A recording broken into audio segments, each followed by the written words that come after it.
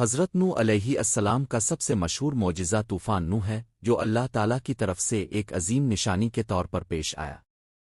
اس معجزے کا مقصد ان لوگوں کو تنبیہ کرنا تھا جو حضرت نوح علیہ السلام کی دعوت توحید کا انکار کرتے تھے اور شرک، ظلم اور نافرمانی میں ڈوبے ہوئے تھے۔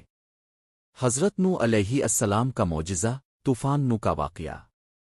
حضرت نوح علیہ السلام نے تقریباً 950 سال اپنی قوم کو اللہ کی طرف بلایا، لیکن بہت کم لوگوں نے ان پر ایمان لایا۔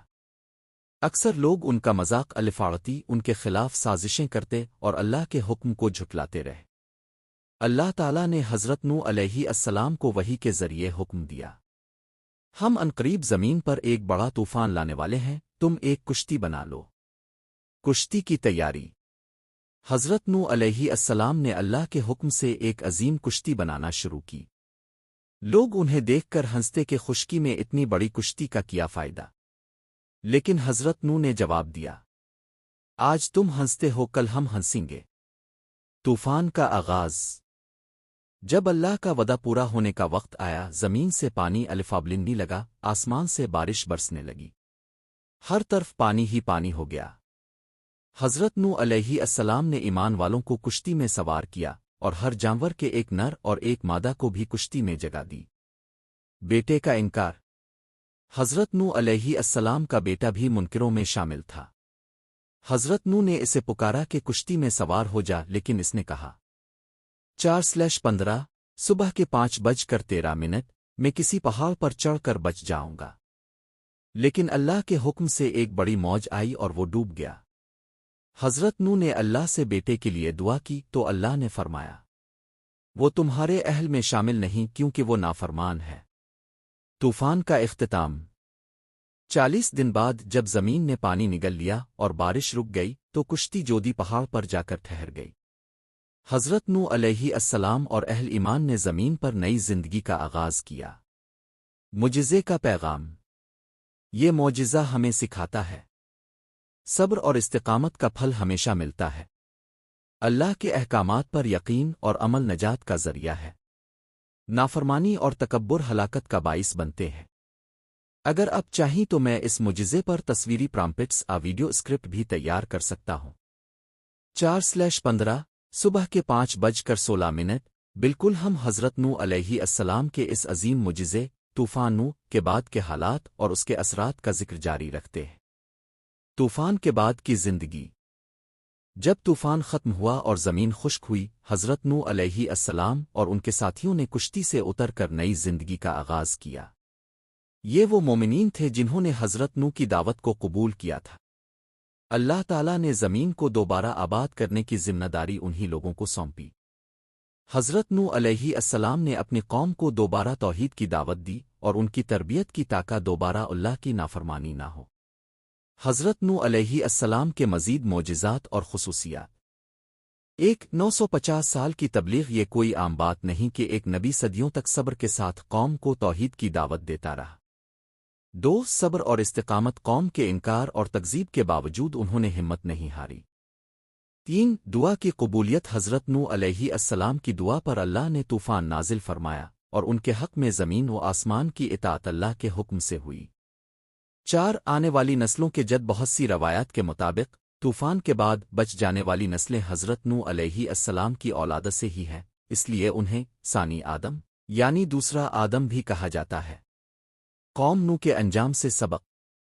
1 اللہ کی نافرمانی کی سزا ضرور ملتی ہے۔ 2 نبی کی بات کو جھٹلانا ہلاکت کا باعث بنتا ہے۔ 3 جو اللہ پر ایمان لاتے ہیں وہی نجات پاتے ہیں۔ 4/15 صبح کے 5:16 4 اللہ کا عذاب وقتی نہیں ہوتا، وہ پوری قوم کو اپنی لپیٹ میں لے لیتا ہے اگر وہ توبہ نہ کرے۔ اگر آپ چاہیں تو میں تصویری پرامپٹس تیار کر سکتا ہوں، جیسے کشتی کی تعمیر کا منظر، طوفان کے وقت کا آسمان، حضرت نوح علیہ السلام کا دعا مانگتے ہوئے منظر، بیٹے کی نافرمانی کا منظر، جودی پہاڑ پر کشتی کے رکنے کا منظر۔ آپ کے لیے ویڈیو اسکرپٹ، قرآنی حوالہ جات اور سبق آموز اقتباسات بھی شامل کر سکتا ہوں۔ آپ کو کس انداز میں مواد چاہیے؟ 4/15 صبح کے 5:21۔ بالکل آئیے حضرت نوح علیہ السلام کی زندگی کے اس تاریخی معجزے طوفان نو کے بعد کے مزید اہم واقعات اور روحانی اثرات کو مزید تفصیل سے دیکھتے ہیں۔ جودی پہاڑ پر کشتی کا رکنا۔ اللہ تعالیٰ نے جب زمین سے پانی واپس لینے کا حکم دیا تو کشتی جودی پہاڑ پر جا کر ٹک گئی۔ قرآن مجید میں فرمایا گیا اور کہا گیا، اے زمین اپنا پانی نگل لے، اور اے آسمان تھم جا، اور پانی گھٹ گیا اور کام پورا کر دیا گیا، اور کشتی جودی پہاڑ پر جا ٹکی۔ سورت ہود آیت 44۔ یہ پہاڑ آج کے دور میں ترکی کی حدود میں واقع ہے۔ عبادت اور شکر گزاری کا مقام۔ جب حضرت نوح علیہ السلام کشتی سے اترے تو سب سے پہلے سجدہ شکر ادا کیا۔ انہوں نے اور ان کے ساتھیوں نے اللہ تعالیٰ کا شکر ادا کیا کہ انہیں نجات ملی۔ یہ ہمیں سکھاتا ہے کہ بڑی آزمائشوں کے بعد شکر ادا کرنا مومن کی شان ہے۔ نئی نسل کی ابتدا۔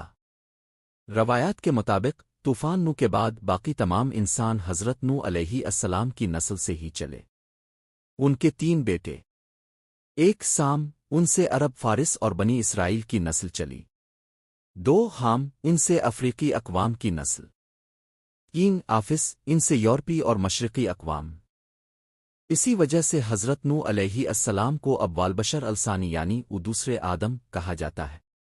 حضرت نوح علیہ السلام کے اخلاق و صفات۔